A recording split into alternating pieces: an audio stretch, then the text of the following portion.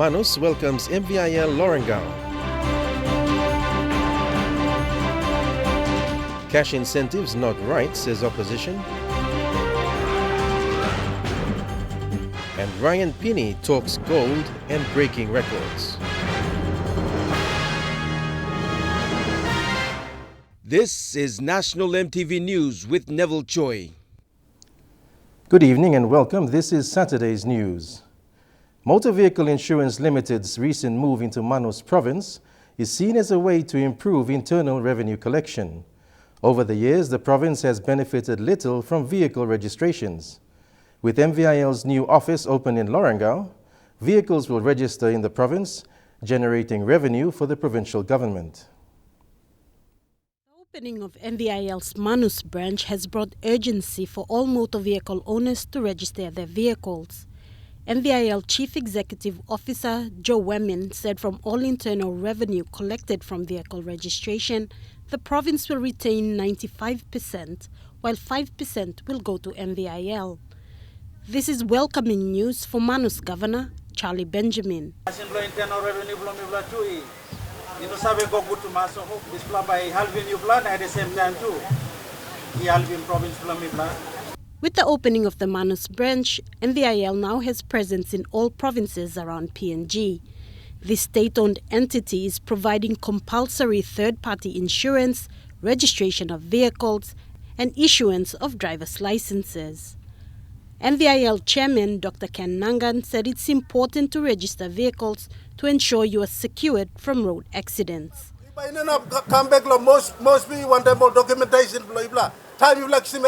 Sarah Aupong, National MTV News. The Churches Council of PNG is upset over alterations made to the PNG national anthem during the opening ceremony of the Pacific Games. Church leaders describe the variations of words as an insult to the people of Papua New Guinea and say it is illegal. They have called on the government to investigate and disclose a report to the public. Church leaders from different churches met yesterday and said the changes to the lines in the national anthem sung during the 15th Pacific Games opening is offensive. They say this is a violation to PNG's Identity Act and Constitution. I feel that it's an insult and disgrace to the citizens of the nation. They want those involved in making the changes to be held accountable. Most label the tampering of the anthem as work of a godless secular state. The church leaders call on the government to investigate this matter. Asking the government to do a thorough and immediate investigation into what has actually happened and who is behind this violation and tampering.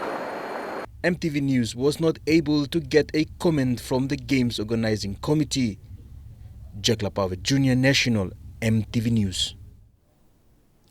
The WW Kiddy PNG Peace and Good Blessing Down Foundation has lost one of its founding members. Late Tengi Nondopa Kiddy passed away earlier this week, leaving the foundation in shock. The formal announcement was done this morning in Port Moresby by members, friends and family of the late Tengi Kiddy. Late Tengi was instrumental in establishing the Peace and Good Blessing Down Foundation. Her loss has touched many in the foundation who looked up to her as a role model. Tengi speaks wisdom, strength, and power into the lives of those who are sick and troubled. She was described as a peace giver, loving and mother to many. She is a real model in promoting peace, and he has inspired Mr. Kiddy. And because of that, we have this foundation. Late Tengi was born on June 10, 1960 in Raporang Day Council in Western Islands Province. She is survived by a husband, 4 children and 14 grandchildren. Tengi died after losing a battle with cancer on the 8th of this month at the PIH hospital in Port Moresby. Jack Lapave Jr. National MTV News. You're with National MTV News. We'll have more local stories after the break. Stay tuned.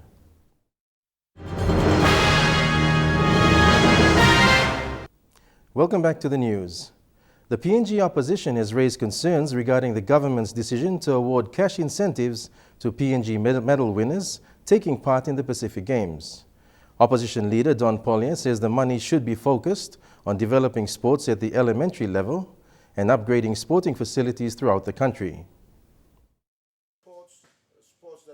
While Mr. Pollier commended the performance of Team PNG and the 23 visiting Pacific Island countries taking part in the Games, he said the opposition strongly discourages incentivizing the outcome of the Games. So we should not, in my view, pollute the sincere interest and the drive, the spirit, the talent in the young people for developing sports in them and in those various countries by putting money up front in them as a carrot. Meanwhile, in a telephone interview with MTV News this afternoon, Sports Minister Justin Tachenko described the opposition leader's views as irresponsible and misinformed.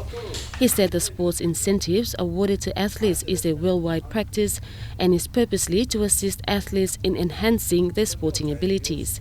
Mr. Tachenko explains that the decision was approved by the National Executive Council through recommendation from and consultation with the PNG Olympic Committee, who is in charge of the welfare of the athletes. PNG medalists have so far collected a total of 860,000 kina worth of medals collectively in its first week of competition. Vanessa Knight, National MTV News. The Women in Business Expo, currently held at the Constitutional Park, has seen disappointing attendance numbers.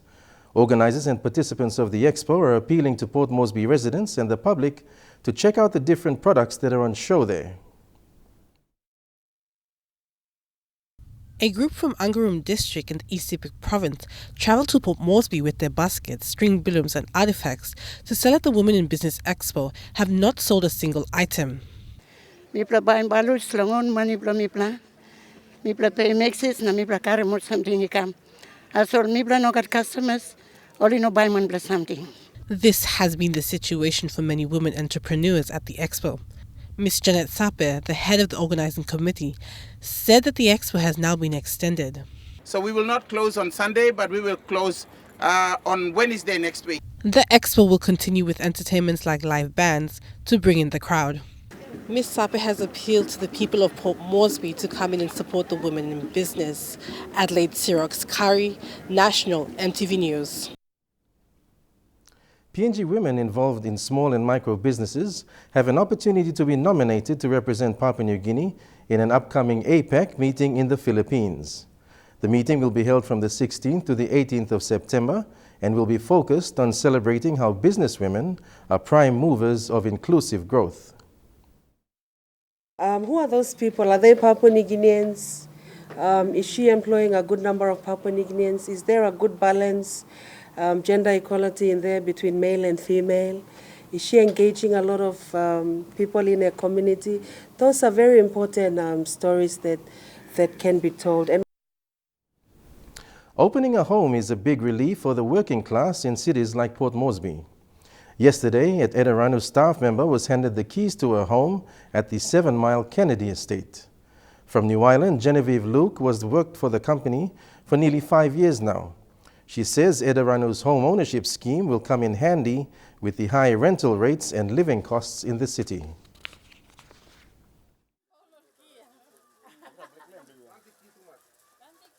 If you own a home, you actually, that feeling of like you own something and you will not waste your money on the rental. And that's in the news. Trukai Sports is up next. We'll have all the updates from the Pacific Games, and we listen to a conversation between Godwin Eki and Ryan Pini, the PNG Superfish. All that up next.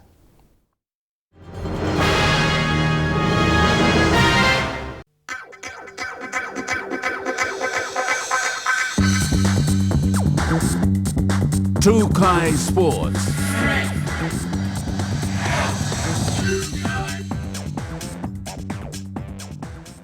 Welcome to Trukai Sports.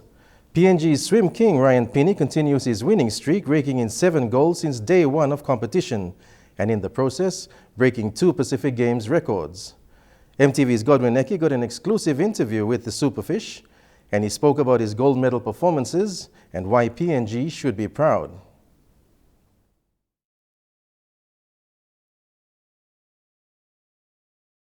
One of the swimming competition, Ryan Pini had no time to look back, but to carry on his gold medal collection in the men's 50 and 100 meter backstroke, men's 50 and men's 100 meter butterfly, and the 100 meter freestyle, with the 1500 meter yet to come. Papua New Guinea should feel just so incredibly proud of their efforts.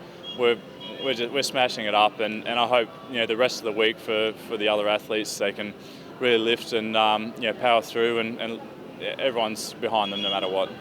This morning's event started off with the women's 50-meter freestyle and ended with the women's 200-meter backstroke. This evening's finals will see the superfish Ryan Pini compete in the men's 150-meter freestyle. In the women's 200-meter breaststroke, representing Papua New Guinea are Ebony and Sevana Chechenko and Annalisa Mopio Jane. Now, from these four swimmers, Papua New Guinea is expected to win 1 gold, 1 silver and 1 bronze, or 2 gold if Sevana Chechenko is faster than her preliminary event time. Godwin Eki, National MTV Sports. To basketball, PNG is currently playing Fiji in the first semi-finals of the BSP Arena. Guam will play Tahiti in the other semi-final later tonight. The score a short while ago, Fiji was sitting on 54 while PNG was 37. To soccer now, PNG they've defeated the Cook Islands 2-0 in a highly entertaining match at the Pini soccer fields this afternoon. The fast-paced action began with PNG showing no sign of taking the Cooks lightly. The Cook Islands' attack never formed good balance, with PNG spreading play from side to side and taking advantage of weakness. And that's it in True Kai Sports. Stay with us. We'll bring you the weather details up next. True Kai Sports.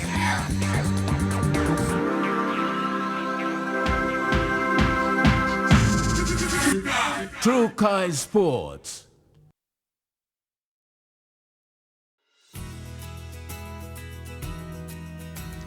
Now we take a look at the weather forecast for the southern region. Port Moresby, Kerma and Alatau, cloudy periods with light drizzle. Daru and Popaneta, light showers and drizzle.